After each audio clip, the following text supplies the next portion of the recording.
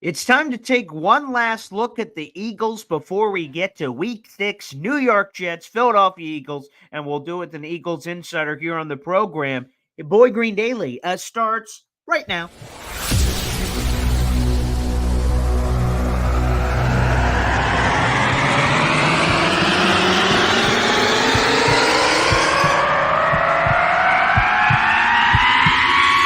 Zoinks! It is unequivocally the Super Bowl for New York Jet fans. Field Yates, baby. Field gosh darn Yates. Let's bring him on the show. Come on, people. Connor Rogers is joining the show. What's up, Connor? But Trevor gosh darn Sycamore, baby. For me, personally, my favorite New York Jet of all time. Wow, it's great to be on. What an intro that was right there. Paul, nobody does an intro like you, man. Paul, you give the best intro of literally any podcast that I've ever been. I'm gonna lose my gosh darn bananas.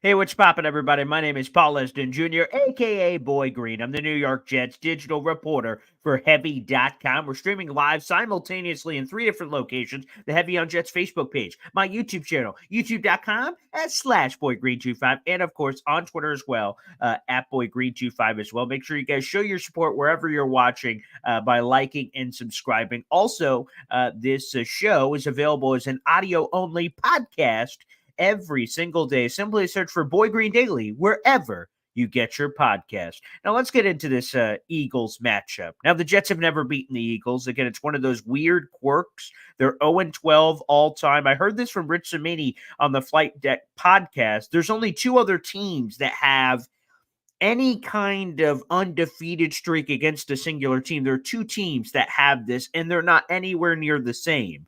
And that is the Minnesota Vikings against the Houston Texans, and that's a 6-0 and 5-0 situation. And there's another team that has a record against the Houston Texans, which I believe is the Chiefs. But regardless, there's 2 teams that have had a mini streak against the Texans, but the Texans have only been a thing since 2002, so it's not quite the same sense as there is with the New York Jets and Philadelphia Eagles, who have been around forever. But still, a very interesting note, to say the least. This time, like I said, it's a 12-0 all time for the Philadelphia Eagles against the New York Jets.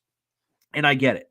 There is a lot of New York Jet fans that walk into this game with a level of trepidation. They're facing off against an undefeated Philadelphia Eagles squad, who, by the way, is 5-0, only one of 2 teams that are undefeated so far this season.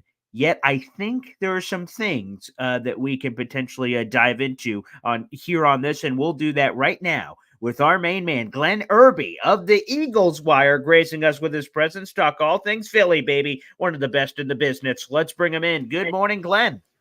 Paul, good morning. Can you hear me? Oh, loud and clear, brother. I appreciate you popping in. Now, one of the things I wanted to talk about, we're just talking about that streak over the Jets, which is kind of an interesting quirk. You know, I see this Eagles team, and one of the things that pops up, which is kind of surprising because I wouldn't have expected this heading into the season, it seems like the pass defense is a little leaky. Number 25 in the league in passing yards allowed, both in totality, 1,238 yards, and on a per-game average, 247.6. What's going on there? What's wrong?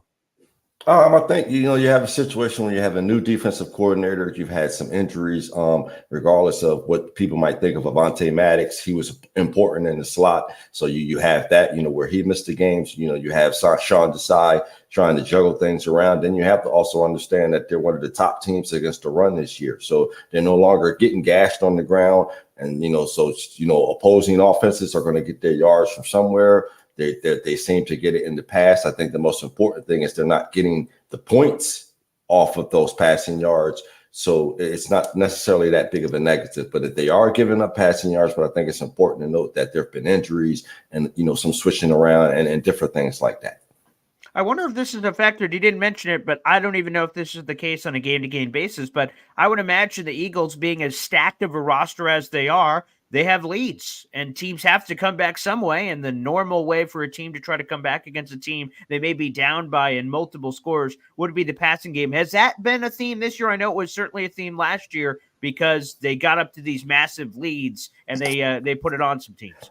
Definitely, man. I think that's a good point. I mean, they jump out to leads in the first half, and then in the second half, they establish the running games and they do things like that. So I think from a fantasy football standpoint, you do have a situation where teams are trying to come back in the second half.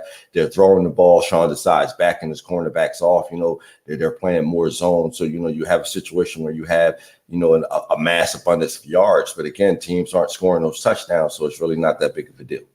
Yeah, and when we look at the passing touchdown to interception ratio from a defensive perspective of what's allowed and what's taken, it's 11 passing touchdowns against this Eagles secondary, only 2 picks. Are these Eagles corners and safeties getting opportunities to intercept the ball, but they're just not coming down with it, or are those ops just not presenting themselves this year?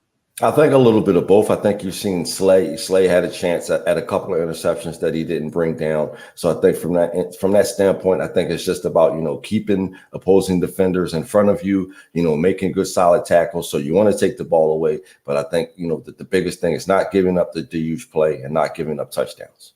Again, we're speaking with Glenn Gastard Irby, baby. Look at that handsome man. The Eagles Wire, USA Today, here on the program. And Glenn, one of the most underrated thing about the Eagles this year, I don't know, and maybe it was a bigger story in Philadelphia than it was from a national perspective, is like, wow, they lost both of their defensive coordinators, and obviously tip of the cap to them. They both became head coaches respectively in the NFL with Shane Steichen and Gannon down there in Arizona. But I was like, man, that's going to have to cause some sort of disruption flow because new guys are stepping in and they're going to have their own, even if they keep the schemes or systems similar, they're going to have their own shticks that they want to do this job with. Was that a big story in Philadelphia during the offseason? And it says it's 5-0 and it hasn't been a problem, but has it been? No, definitely. I think so. I think from the standpoint, we had the assumption that it would be Sean Desai, who maybe struggled a little bit, but I think his defense has kind of hit the ground running. Again, the passing yards are something to be discussed, but he's getting great pressure up front from Jalen Carter and those guys. He's getting good production from the linebacker position. I think the biggest struggle or the biggest mystery might be Brian Johnson, his relationship with Jalen Hurts and how he can get the offense going and make it his own thing. Shane Steichen was a great offensive coordinator. You can see what he's doing with the Colts, so you can see what he's doing with Anthony Richardson, that running game. So I think for Brian Johnson, it's just about incorporating, the run and the pass, keeping everyone happy. It took a few games to get Dallas Goedert going. Everyone's not going to get the football. So I think from the standpoint of an offensive identity and how they want to do things on that side of the ball, that's probably been the one thing that's taken, even with the first teamers and the starters not playing in the preseason, that first 3 or 4 games was essentially their preseason and trying to figure out what they want to do and how they want to do it. Yeah, another thing that stood out to me when I was evaluating this team statistically before we hopped on for this interview here, Glenn, is that Jalen Hurts, he has 6 passing touchdowns and 4 picks through the first 5 games of the season. Last year, he only threw 6 picks across 15 games. Again, our defense is throwing something at him. Was he just being a little loosey-goosey with the ball? What happened there through the first 5 weeks? Same. I think a little bit of everything. I think, some bad decisions with the football, trying to make, different plays, trying to make big plays, trying to extend plays. Then you have defenses doing different things, giving them different looks. Some of those looks are those are the first times he's seen those looks. Again, that's on Brian Johnson, Sirianni, Jalen Hurts all, figure those things out, figure out what people are giving them, taking what the offense is giving them, choosing to dump the ball off to a running back rather than trying to force it to A.J. Brown, or something like that. So I think those are things that he's working on. He's getting better at. All right. Tell me, because I don't know. Obviously, they're undefeated this year, and they didn't lose many regular season games last year either. What is the blueprint to beating this Philadelphia Eagles team? I mean, I think the Commanders did it in week 10. Some teams have the ability to do it, but I think you got to be able to run the ball. You got to be able to extend, your drive so you can't get off the field on 3rd down. You got to be able to stay on the field on 3rd down, keep this Eagles offense off the field.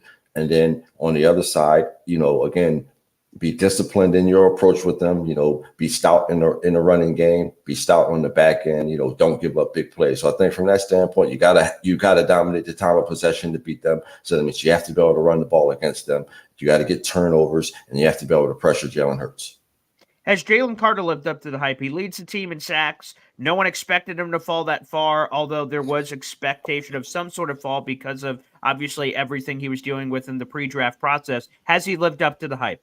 More beyond and lived up the hype. I mean, I think he's one of the best defensive tackles, if not one of the best defenders in the NFL right now. His goal was to win Defensive Player of the Year. I've been tracking it since game one. It would take a tremendous fall off by him or, a tremendous, second half of the season by Devin Witherspoon or Will Anderson or someone like that to take that award from him. So, he's been awesome. The work ethic, no off the field situations, no attitude problems. Him and Fletcher Cox, work out in the mornings, they pre-games there together.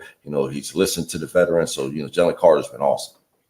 Let me ask you real quick because Robert Saleh was asked earlier in the week. We'll go through a couple of ask to get to you, Glenn. But so Robert Saleh was asked, how do you defend? And we talked a lot about it with Mr. Chris Franklin on the show yesterday, which was a lot of fun. The whatever we're calling it now, tush push, bush push, brotherly shove. Like Saleh, how are you going to defend that? What's the plan? And he almost winked and said, 11 kisses is what we're going to need on him. And I saw that's kind of crept its way into the Eagles locker room. Fletcher Cox had a little thing on it when asked about stopping, I think it was Breece Hall and the Jets. Is that getting some buzz in there in the locker room? It seems like it is from the outside. For sure. I think you see opposing teams, you see opposing people from around the NFL getting frustrated, and then that's okay. But then you have guys starting to say stupid stuff. And so it becomes a situation where all the attention is put on Hurts and what you're going to, what you have to do to Hurts, to get him down. You have to understand, he squats 600 pounds. You're not going to get all 11 of your defenders in on that play anyway. So for you, just focus, or any opposing team, focus on your defensive tackles, getting lower than Kelsey and Lander Dickinson and those guys, and just focus on your linebacker or whatever, being able to stop Hurts. But I think the idea of 10 guys getting in on that pile up, it's not going to happen. All right, Glenn, let me ask you, what do you feel about it? Just your opinion on the play. Like I said, I asked Chris yesterday. We have two Eagles guys on this week, you two respectively. I'm just curious, kind of your take on the play, its genesis, and then how it's kind of taken over the NFL. And at least for this season, the NFL's not doing anything. The Eagles are going to be allowed to do it through the rest of the year. What's your take on it? I'm fine with it. Obviously, if you've seen with the Giants and other teams, every team's not going to be able to successfully do it. The Eagles work on it. They spend time on it. Some teams just walk through it. They don't even run it live. So I think from that standpoint, it's fine. You've heard Jordan Mailata say it's not a rugby play. Okay, is it an essential, efficient first, second, or third down football play? No, but it's a 4th and 1. It's a sneak. It's trying to get a first down. It's about a big physical offensive line being able to do what they want. It's about a quarterback who's been squatting, powerlifting since he was in high school. So I think there are different variables that go into it besides, well, this team is just getting away with it. They're not using it 40 times a game. They're not tush pushing or brotherly shoving all the way down the field. So it shouldn't really be a discussion. All right, so let me ask you a quick follow-up on that. Do you believe it should be ruled out of the game as some people are advocating for, or no, because of what you just said, it's situational football and it should continue to be fine? No, because like I just said, it's situational football, and Sirianni and the Eagles, they'll figure out a way to get their quarterback sneak. But at the end of the day, on 4th and 1s, short yardage situations where they want to advance the football, they want to go for it. Jalen Hurts is going to run the football, and he's going to run the quarterback sneak. The quarterback sneak is safer than the designed quarterback run. It doesn't get him hurt as much, but they're going to run the football. They're going to do something on 4th and 1. They're going to pile up in the front, and you're not going to be able to do anything about it. I see the Eagles do their classic Eagles thing. They steal a man for a half-eaten Snickers bar, getting DeAndre Swift. I'm like, what the hell? I'm like, oh, that's going to work out great for Philly. And he's kind of burst out on the scene here. Was that the plan? Because they kind of had a lot of different guys in the backfield, whether Gainwell, Rashad Penny, and then do they just have a bunch of lottery tickets and whoever cashed it, okay, we're going to rock with that guy? Or did they have this plan initially that Swift was always going to kind of emerge here? No, I'll go with the lottery ticket situation. I think from the standpoint, when you first see the Rashad Penny signing, you think, okay, he's going to be the guy rushing for 120 yards a game behind this stout offensive line. And then you spent most of the summer in training camp, and you had people telling you, well, it's going to be Kenneth Gainwell. He got the first start, that first game. DeAndre Swift had 2 total touches and 18 snaps. So I think from that standpoint, you had some people irate. You had some people not understanding why such a dual threat, why such a great athlete didn't play in that first game, and then in that second game he took off, had the huge game. And Nick Sirianni is all about guys getting the hot hand, and he's going to continue to ride that hot hand. And Swift has just been the best running back on the team. So I think from that standpoint, you put him behind that dominant offensive line, you get to see what he can do when he's healthy and he has opportunities.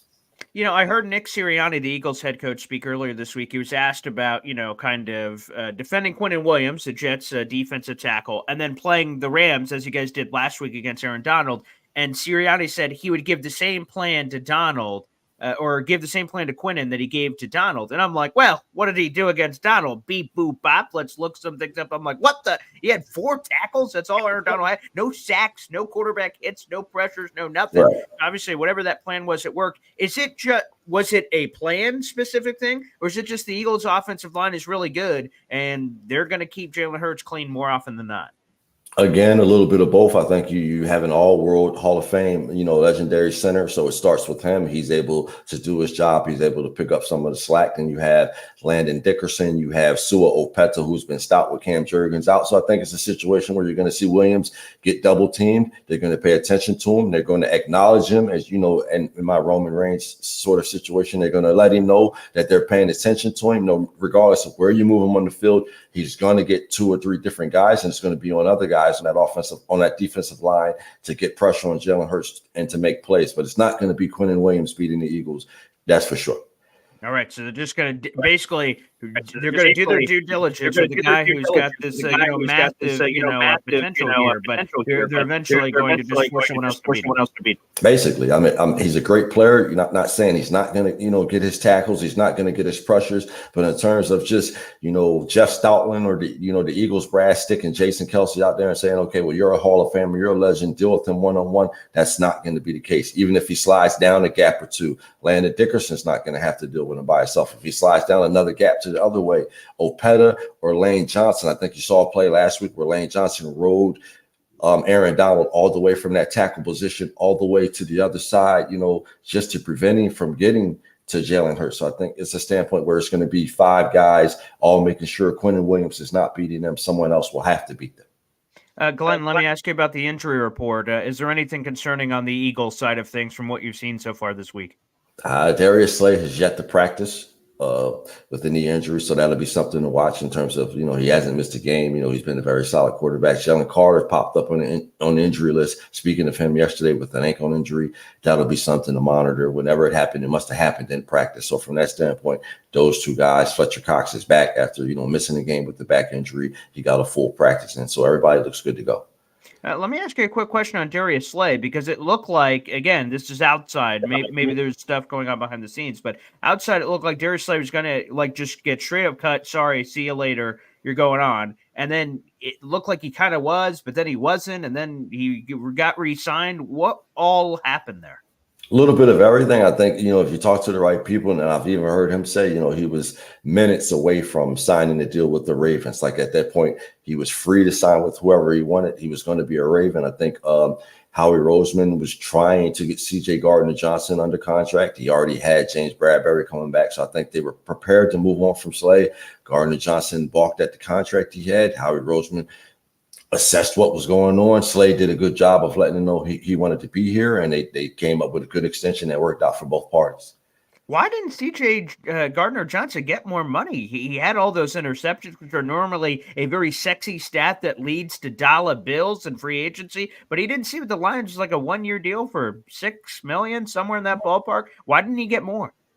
I mean, I think it's a situation where, a good portion of the deal that the Eagles offered him was maybe front loaded and it wasn't covered on the back end. So I think from that standpoint, he felt like he wasn't getting the long-term extension he wanted. And I think, the interceptions are great, but when you start talking about, pro football focus grades and different things like that and being efficient, he's not the most efficient safety in the NFL. He's pretty good, but he's also injury prone, as you can see. And he's also a guy who won't be where he's supposed to be at times.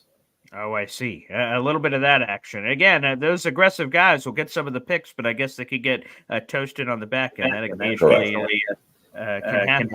Glenn, what's your prediction for this game? Zach Wilson has played better. I like the improvement, but I mean, Breece Hall has our attention. So I think from that standpoint, everything will be about negating Breece Hall on offense. If Slay can play, everything will be about negating Garrett Wilson on the outside. So I think from that standpoint, you'll see the Eagles try to be explosive in the passing game. You'll see the Eagles try to test Sauce Gardner. You'll see the Eagles try to expose the Jets running game. They're one of the They're one of the middle of the pack in the run game. The overall defense is solid. The pass defense is really good, but the run game is middle of the pack. So I think you'll see them try to run New York out of the building, limit the Jets on offense, and I see the Eagles coming away with a tight 21-10 win. Okay. What's interesting is, so again, I mentioned that the Jets and Eagles have played 12 times, and the Jets obviously are 0-12 in those matchups. On Sunday, outside of something crazy happening, obviously, this will be the first time a starting quarterback has started multiple games against the Eagles in this series, because it's been different every time. Zach Wilson did start the last one against the Eagles, so this one will break that streak. So we'll see if that means absolutely anything or absolutely nothing. But nonetheless, Glenn, this was a lot of fun. I enjoy these Jets-Eagles matchups. I actually don't enjoy them because the Jets haven't won any of them, but I enjoy it on paper. That's something potentially could eventually change, but I guess we'll see if that ends up happening on Sunday, Glenn. I'm not sure. I mean, we were looking forward to Aaron Rodgers, but I mean, like I said, Wilson has played better. If he can hang in the pocket and make throws, it'll be an interesting game. But I think from that standpoint, whatever needs to be happen, it'll happen on him, and it'll be on him to win the game. And I'm not sure he can do it. Fair enough, and that will be. We talked about it earlier with that pass defense. If he could step it up, but we have this crazy duel, but I don't think we're going to get to that level. But if we have some sort of duel between him and Jalen, maybe then it can happen. But if not, if he doesn't step up, as he said last night in their Jets documentary, then I just don't think it's going to happen. But nonetheless, Glenn, it was a lot of fun to chat, and enjoy the game on Sunday, my friend. Appreciate you having me on, Paul, and I'm glad we were able to make this work. Man, I love your work. I love the show. Keep doing great things, man. I appreciate it. Thanks, everybody, for tuning in. We'll see you tomorrow morning for Boy Green Daily at 7:30.